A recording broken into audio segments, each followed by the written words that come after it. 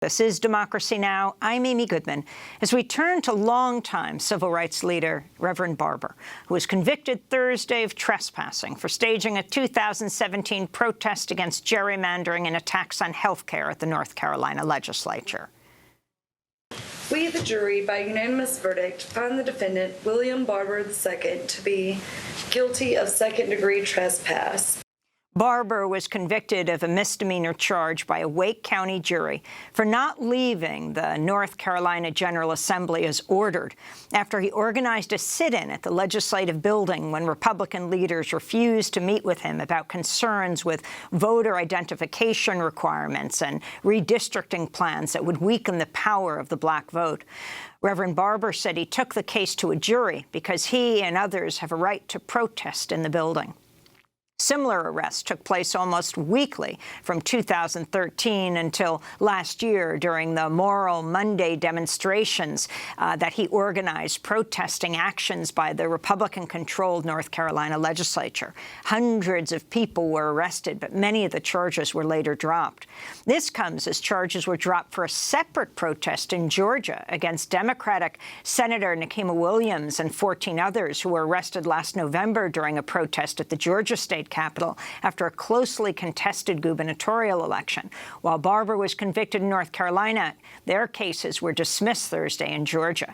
So for more, we go to Raleigh, North Carolina. We are joined by Reverend Barber, the former president of the North Carolina NAACP, leader of the National Poor People's Campaign, a national call for moral revival.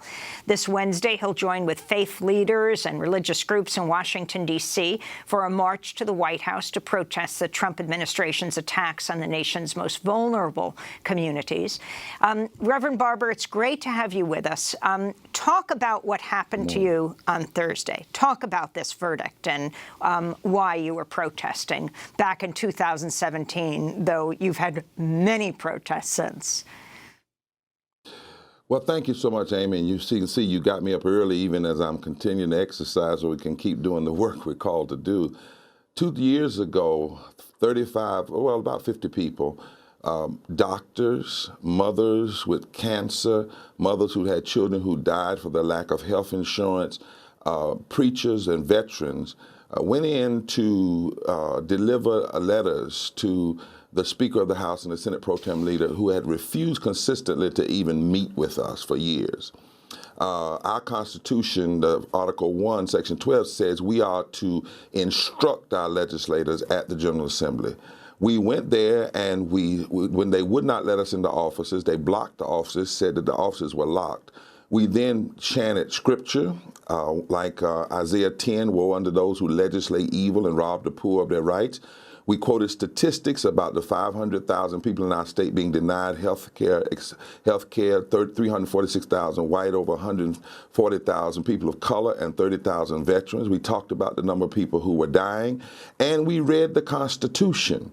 They have some building rules there that say if someone is annoyed by what you're doing, then they have the right to call the police, the legislative police, and they can remove you from the building. We said that we had a right to be there. The Constitution gave us a right to instruct our legislators. The First Amendment gave us the right to free speech, and we stayed. We went to court the other day. We were not allowed to argue the Constitution. Our lawyers were not allowed to do that, so we put on the record, I went on the stand exactly why we were there. After the conviction, we immediately filed for an appeal, and we're going to take this to an appeal because we have to open up these Southern legislators, and we have to stop, Amy, this work to literally chill protests. And I wanted to be clear, it wasn't just me, it was 35 people, white, black, gay, straight, young, old, Latino, people who literally had sickness in their bodies while they were there protesting. One lady whose child died because of the lack of health insurance. And for that, they criminalized democracy. And that is why we cannot stop. We've got to continue, and we've appealed the case already.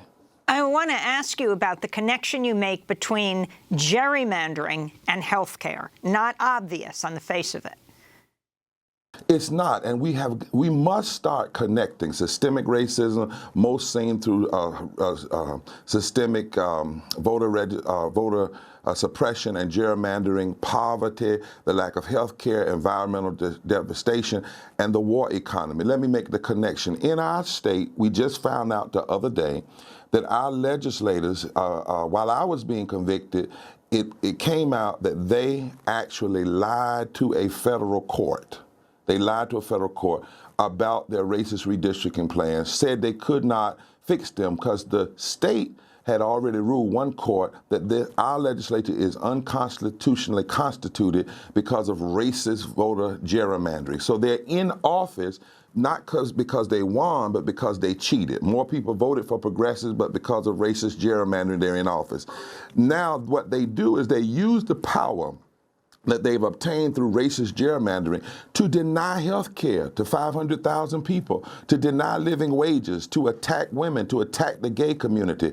So it's connected. They would not have the power to do what they're doing without racist voter suppression and racist gerrymandering. And in reality now, people are saying they were the real trespassers, because they lied to a federal court, because they used racist voter gerrymandering to get in office. And one judge has already said it was surgical racism. Actually, the Fourth Circuit said that. It was surgical racism. And another judge has said it was their unconstitutionally constituted body that has been passing policies that's hurting all people, especially poor and low wealth, black, white, brown, Asian, and Latino people. We have to understand the connections, Amy, and that's why we can no longer fight in our silos. We have to fight together. I want to go to the North Carolina judge, Stephen Futrell, speaking last week as he sentenced you for trespassing at the North Carolina General Assembly. It's hard to find too much reason to punish in this case, and I'm not inclined to do so. I believe Ms. Patel would agree that this is not that kind of case. But in order to be consistent, I feel that at least a fine of $200,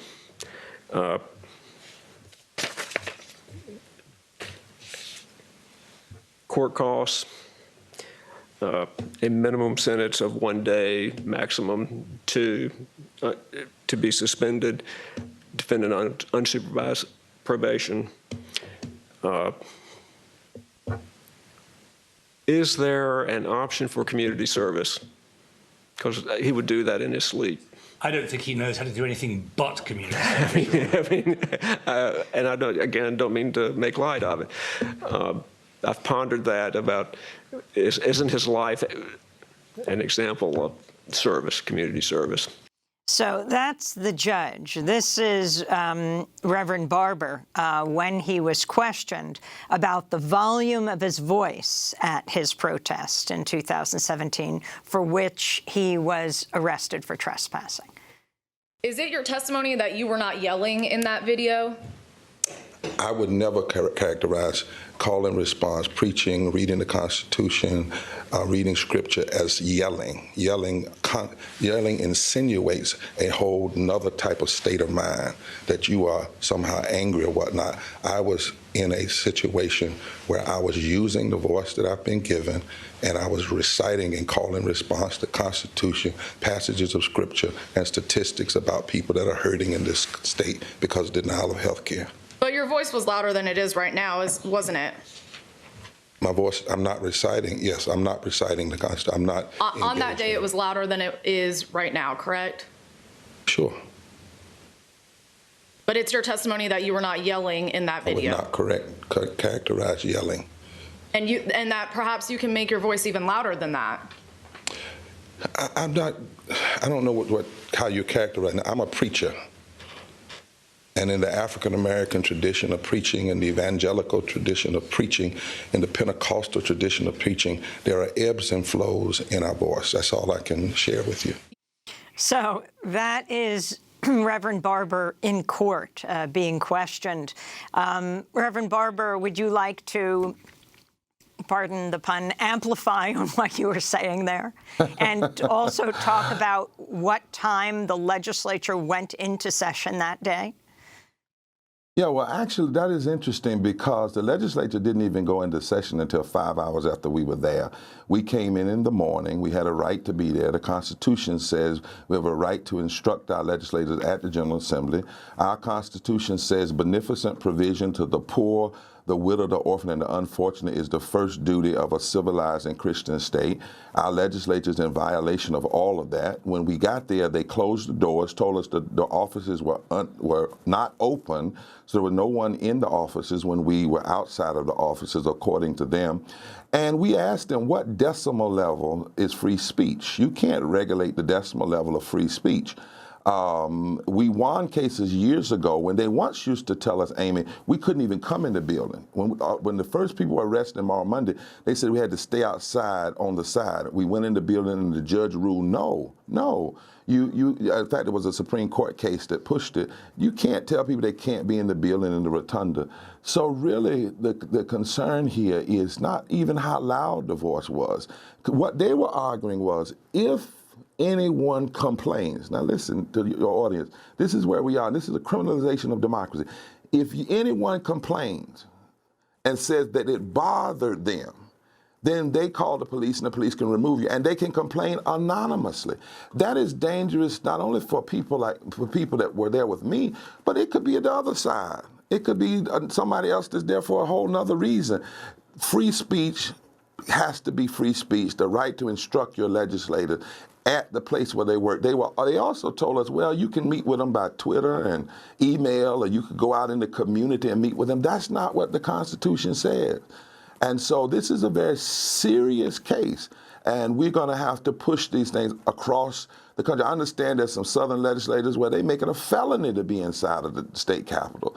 We're really going to have to open up these state capitals, because so much that's hurting the poor and the vulnerable and the immigrant and women and children is happening in these closed-off state capitals, particularly through the South. I want to ask you about newly surfaced documents that reveal a senior Republican strategist who specialized in gerrymandering was secretly behind the Trump administration's efforts to add a citizenship question to the 2020 census.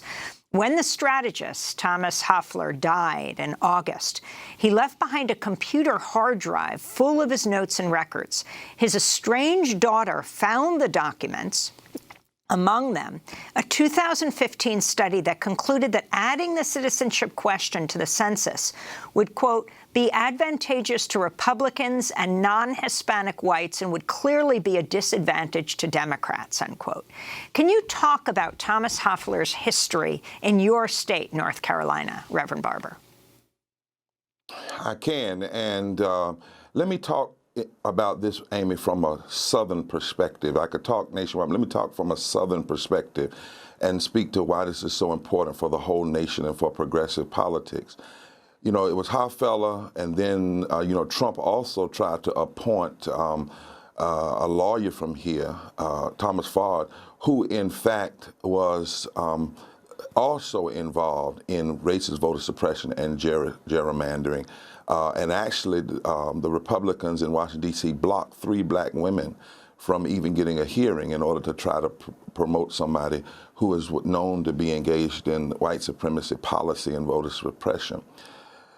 When we look at the South, particularly, what has happened now is the demographics have shifted. 40% of people of color are black people in the South now. If you connect that to progressive whites, Latinos, Asians, and natives, that is a total new voting bloc that can dismantle the solid South and the white Southern strategy. That day is not coming, it's already here. It has to be organized, it has to be politicized, it has to be mobilized, which is a lot of the work we're doing in the Poor People's Campaign, to mobilize and organize and strategize and register and be a power among the poor, because 1/3 of all the poor people in this country live in the South, and it's almost evenly split between black and white. The GOP extremists are afraid. They know they cannot win if the people vote. They cannot win if we have fair districts, and so they are trying to do everything they can to cheat. The census would scare people away, would lower the population, would undermine how many representatives we have in Congress, would actually hurt in terms of the resources that states would receive. But they have such a lust for power and ill-gotten power that's rooted in white supremacy that they would be willing to do that. The census question, they know, would create a false number, a false understanding of the true population of this country. And you know, the 14th Amendment says anybody that is here on this soil has a right to equal protection under the law. Any person. The Trump administration disagrees with that. Extremist politicians have long disagreed with that. We have to fight it because there's a connection between adding a census question, racist gerrymandering, and racist voter suppression. But it's all centered around this deep fear because they know that the South can transform this nation's politics, and the demographics are already there to do so if we have movements like the one we're leading and the one we're working on to engage the people and politicize and to register to vote and to build power. So, Reverend Dr. William Barber, if you could talk about what you're doing this week in Washington on Wednesday, and then next week, the presidential forum, and how the Poor People's Campaign will be involved in presidential politics. And are candidates going to show up to your forum next week, presidential candidates? First, on Moral Witness Wednesday, repairers of the breaches joining with the Jewish community, Muslim community, Unitarian community, where clergy are coming to Washington, D.C. to register a prophetic indictment and a moral impeachment based on how the Trump administration, not just him, the administration and his supporters in Congress have violated two of our deepest covenants, our deepest religious values and our deepest constitutional values, each which call us to justice and the concern for all people. We will march straight down Pennsylvania Avenue in full vestment. We've had over 5,000 people of faith and religious leaders to sign on to this letter of indictment and impeachment. We are following a scripture, Jeremiah 22, that says, when things are this bad, go down to the royal palace and tell the leader to stop hurting the poor, stop hurting the women, stop hurting the immigrant, and stop murdering people, i.e. stop passing policies that create public violence. When you deny health care, people die. When you deny living wages, people die. And we have to be conspicuous. We can no longer allow the so-called religious right, religious nationalism to have the stage to themselves, especially when they're engaging in so much modern theological malpractice and in many cases heresy, when they do not even talk about the issues like the poverty, the sick, the immigrants, but they only talk about prayer in the school, abortion, and guns and tax cuts. That is so far from our deepest covenant. And we have to have this witness. And we believe our witness will help other people stand up. We're not Democrat, we're not Republican, we're not left, we're not right, we're standing in the moral center of our deepest constitutional and religious traditions. And then the following week, Reverend Dr. Liz Theo Harris, myself, as the co-chairs of the Poor People's Campaign, along with hundreds of people from across the nation, 41 states that have engaged in the Poor People's Campaign, coming to D.C. for the first National Poor People's Moral Action Congress. 3 days, Monday, we will be releasing a moral justice budget. We are going to challenge the lie that there is scarcity. We have plenty if we use it right when it comes to addressing the problems of 140 million poor people, 43.5% of this nation. Secondly, we're going to have a presidential candidate. 10 presidential candidates are coming, not just to talk, but to take questions from poor people, impacted people, coal miners and from Kentucky, and poor people from Alabama and veterans, to take direct questions from them. And then on the following days, we're having a whole day of training as we are building power, as we are registering people for the movement and people who vote. And what day and where is the presidential forum where you say 10 of the candidates? On the 17th. On 17th. On Monday the 17th. The 17th at Trinity. Will Biden be there? Biden will be there, Warren will be there, Booker will be there, Harris will be there. I don't have all of the names. Will Sanders but be there? Coming, yes. Sanders will be there. Yes, he will. And they're because taking... what we're saying to them... Go ahead. That they cannot just talk about the middle class and the wealthy. 140 million people are poor and low wealth, 43.5%.